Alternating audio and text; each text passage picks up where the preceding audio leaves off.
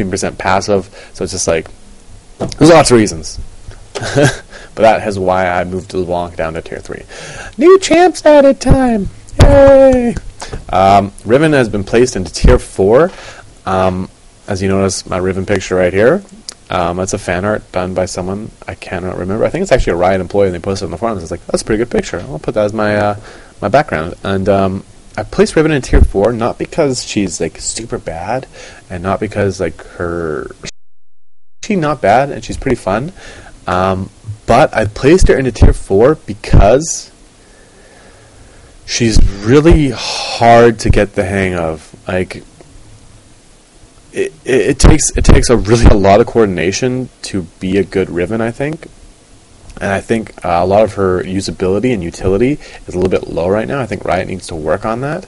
So nothing damage-wise. Damage-wise, Riven does like bonkers amount of damage. Like plus her passive and plus press ultimate. Like I think I had like a frozen mallet, Yomu's, and like a black cleaver or something like that, right? Like decent amount of damage, but I was hitting like fucking like 450 auto attacks on like people. I'm like, oh my god, these auto attacks are disgusting. Like, I just hit Riven. Like, I'm like, Jesus. Like late game, she's so incredibly strong, right? But getting that farm and working your way up to that late game point where Riven is super good and having that good laning phase, it's really hard to do. And it's it's not an easy feat. And if you guys know anything about my solo queue tier list, is that tier 4 is reserved for champions that are still good, but they're just on the harder side to play, and they need farm, they need the right setups to be good, and that's what I feel about Riven is. Like, she can be good, she can be viable, it's just that she's one of the harder champs to play in my opinion, and she really, really, really, really thrives off farm, and if you don't get that farm, she just honestly counts for nothing. So it's either get farmed or be like a fucking Soraka who doesn't have heals and has no support. Is squishy piece of chick running around with a big sword or a half broken sword, and that's just how I feel about her.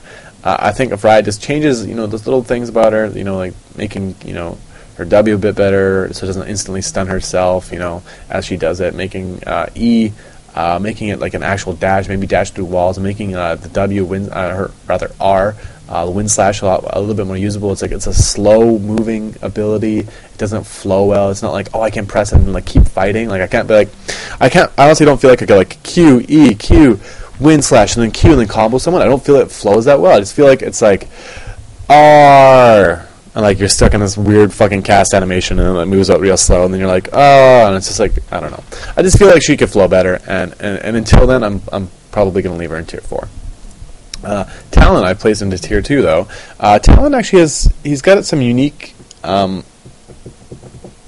things about him in the sense that he's really hit or miss, but he's more hit than he is miss, if that makes sense. So it's like he's 60-40, and I think that honestly gets him to tier 2 because his burst is crazy. He's like a true melee assassin.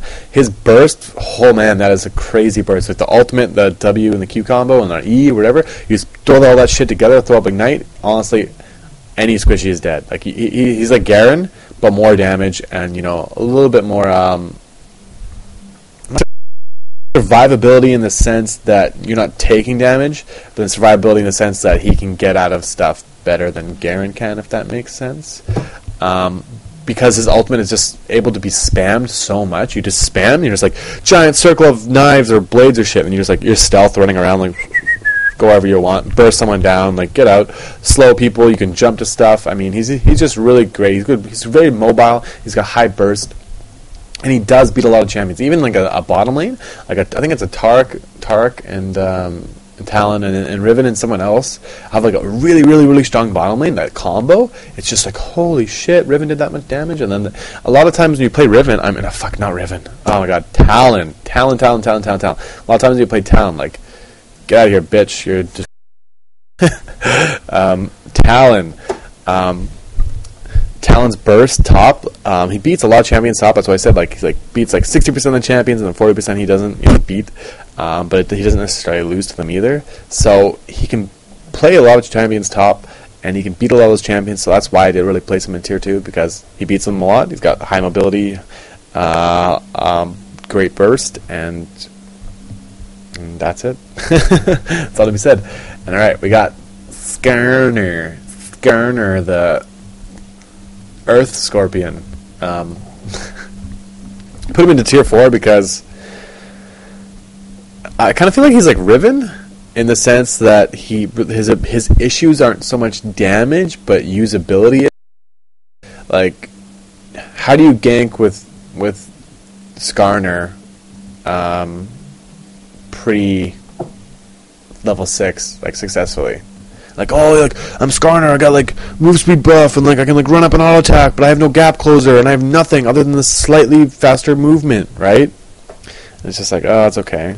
And then you're like, oh, I ulti, right? And you run up there, and you ulti them, and you're like, oh, and you, like, scuttle backwards, like a crab, like, thing, or a scorpion, if you will, and, you sit there, and you're like, sweet, I did so much damage when I pulled him back for a second.